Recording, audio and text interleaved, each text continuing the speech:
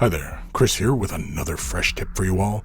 In this video, we are going to take a look at painting a Primaris Outrider from the Indomitus box set for Warhammer 40,000. As you can see, the model has already been assembled and primed in a light gray using light gray from Stanores, applied by airbrush at around 30 psi. I'm simply going to use some silly putty here to mask off the head. I'm just using a little tool here, just a little pick, just to move the putty around, just to obscure the head. Now, the reason why I'm masking off the head is because obviously I don't want to build up tremendous amounts of paint onto the head before I can, get to all its little details. I'm going to use Abaddon Black from Citadel Air. I'm going to use a Badger Patriot 105, and I'm going to spray this at around 20 plus PSI. It's a little bit around 25, I think I'm spraying this at. I'm using a little alligator clip handle here just to kind of hang on to the little nub underneath the wheels where it attaches to the base. I have not attached the model to the base, obviously, as it allows me to get into some angles and places and, pretty much just, able to work with this a lot better and get at some of the angles that are necessary. I highly recommend it if you are working by airbrush, even if you're working by paintbrush as well. Once that is all applied, again, I'm not going to show the whole process there, but this was just quickly, roughly like almost 2 passes around the model to get a nice, smooth, even coverage. Gave it a little while to dry, and then, of course, I removed the silly putty. Next, we are going to work with some Abaddon Black, and this is from Citadel Air, and I'm going to use a regular old Citadel Incubi Darkness. We're going to mix these kind of a 1-to-1 in the airbrush. Use a bit of thinner, acrylic thinner. I use Tester's Aztec acrylic thinner. It works just fine, but any acrylic thinner will work. Even just a bit of water will work as well. I'm using a Renegade Chrome to apply this. I've turned the PSI down to about 15 or 10, just above 10, I believe, to apply this. And really, I'm building this color up along the bottom halves of each of these little segments. I'm simply using a business card of mine, just to as a kind of makeshift mask. You could take the time to properly mask off areas and things of that nature, just so that you get good, even, coverage onto these areas, and so that you're not hitting into any other areas and, things of that nature, and just, But I would just simply use, you can even use a paper towel or a piece of paper, anything really. Piece of paper is even better because, even with these cards, you can cut them to shape and apply them however you like, and, work your way around corners and anything like that. Now, we're working with black here, and again, like I said, this is, just going to be, not even sure which way I'm going to go with this model, as I'm kind of making it up as I go. This is a typical fashion in which I do apply black to a model. I often work up to a mixture of Incubi Darkness, and again here I'm just demonstrating that I'm just using a card just to mask off areas, and you'll see that the spray mostly hits the card, so it's mostly the outer edge of the cone that gives you that slight transition. If you were doing this by paintbrush, you could dry brush this, you could layer it, you could glaze it, you could wet blend it. This is merely just one way of applying these colors onto a model surface. This isn't the end-all be-all of ways of how to do this. I think if I was doing this by paintbrush, I think I would have probably wet blended these surfaces just to demonstrate that. Maybe I will in the next video if I do another one of these bikes.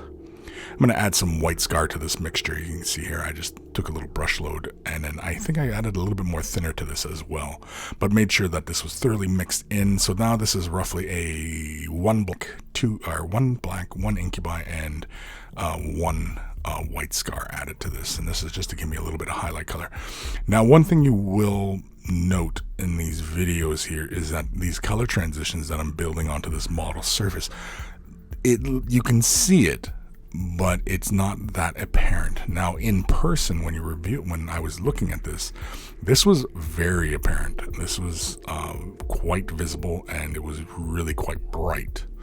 So as I'm working my way around, I'm also going to hit the Space Marine as I'm working my way around with this color. And again, I'm using the mask just to, mask off spaces. As I lay color in, I'm just aiming, a little bit less than what I was doing before. I think I'm still working in the same PSI, and I'm also, working just a little bit closer. And I think I could have added maybe a little bit more thinner and just slowly built these up. But again, I mean, if I was doing this for, like a competition type of standard or display type standard, obviously I would take more time in building these up. But doing that kind of standard on camera is kind of tricky, just because, you want to be able to show off what you're doing to demonstrate what you're doing. And this is not really like a how-to. This is just kind of what I did. And so anybody who wants to follow along, you're free to do so, of course. Again, with this color, I'm just simply hitting the little nobules on the ends of the backpack and catching just a little bit of the center. I'm building really these highlights up along the bottom portion of each of the details, as you may or may not have noticed. And that gives you a slight non-metallic metal vibe. And of course, these are the things that people just love these days. And so that's why we're doing it in this fashion. You could just as easily bring those highlights up to the high points as well, or up to the corners, or off to one side. Once that is dry, we're going to come in with some Incubi Darkness. We're going to add a little bit of white scar to this. I believe this is about a 2 Incubi to 1 white scar. I wanted this a little bit brighter than what was in the airbrush, but not so stark. And now I'm going to take my detail brush and I'm going to begin doing an edging. And this edge highlight, I'm going to work, I think, most of the perimeter around each of the details. You can see there I got a little bit too much paint. I just simply use my finger and wipe it off. Really, it's just the dampness of the brush just to thin the color out ever so slightly. And with the tip of the brush at a slight angle to the surface, you can simply just follow along and catch those edges. If you lay a little too much paint down, you can always quickly with your finger wipe that paint away. But when you do that, wipe towards where you are building the color up. That way it can actually kind of give you a bit of a feathering. I really wouldn't recommend it to feather as a technique. You can do it, but I really wouldn't recommend doing that, as you have a tendency to pull the paint, as your fingers do have quite a bit of grip, and it's a bit like a fine sandpaper really when you run your finger along that surface. So I really would not recommend doing something like that. Here I'm just simply catching the edges and moving around. As the brush kind of stutters on the surface, I'm actually okay with that, because it actually gives a bit of a weathering kind of effect. And in fact, we may even weather the armor on this bike, and we might just take this to other levels of painting, as it were, just kind of adding details and bringing texture and all these fun little things that we really love about miniature painting. And again, you can see it's pretty straightforward. I'm just moving around, catching details, and with the Space Marine, I really didn't bring up the Space Marine's armor, and I'm not 100% sure if I'm going to go Raven Wing or if I'm going Black Templar or something along those lines. But there it is with all the highlights along all the Marine and the armor of the bike. Taking some Celestra Gray, and I'm going to basically do just the corners, catch the rivets, and I don't think I do the Space Marine at this point. I think I leave the Space Marine as is, because I want his armor nice and dark. And again, on camera here, it's very apparent the color transitions, but to the eye, these colors are very bright, and it was really not the vibe I was looking for. I want this like dark, like a Space Marine in black armor, and this kind of looked more pushing towards that blue-gray. It's the colors I want, and this is the often way I paint black on surfaces. I do prefer using Incubi Darkness because it's got that blue-green to it, and I really like that as far as being a highlight for black, because using a gray just ends up looking really kind of flat and boring. It's just kind of boring, whereas when you add this Incubi Darkness, it gives you that blue-green, that blue-black kind of highlight. Sometimes you see blue, black has that kind of blue tinge to it. But again, it's pretty straightforward. I'm just going for high points, catching the rivets, and going for corners and, things of that nature. And just, it's pretty straightforward. There's nothing terribly challenging about this. I mean, other than, creating the initial blend with an airbrush. I mean, it really is just for speed's sake. You could just as easily do that by glazing or two-brush blending or anything like that.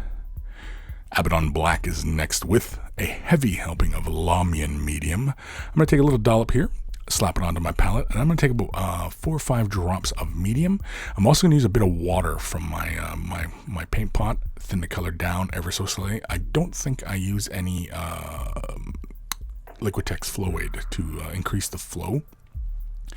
And this is basically just to tint this surface. Now, the reason I'm using Abaddon Black instead of, say, something like Nuln Oil is Nuln Oil has a lot of a translucency versus the Abaddon Black has more opacity. And I was looking for more opacity because I wanted to build downwards with these colors. And as you can see, as I'm laying this down, I'm pushing the black out towards where I want it to build towards a black, like our glazing process, where we push the color where we want it to accrue and get darker. And that's what I'm doing here. And so I'm just simply moving it around, but I'm hitting the entirety of armor. So I'm getting the bike, I'm getting the marine, and applying it and pushing those colors way down. Now it looks really, really dark here, but to the eye, this looks like a very subtle black highlight on these surfaces now. And this is actually the way I prefer to do black. You can still see it. It looks, a little bit apparent, but to the eye, it's still very apparent. But it actually, looks the way I like to do black armor. It's a very subtle black.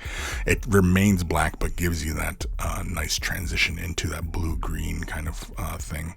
Again, I could have used gray to highlight this, or something else, but I don't know if he's going to be Ravenwing or Black Templar. I'm leaning towards Black Templar just because it's such a nice contrast. But that is it. This is part 1 of doing the armor of the Primaris Outrider.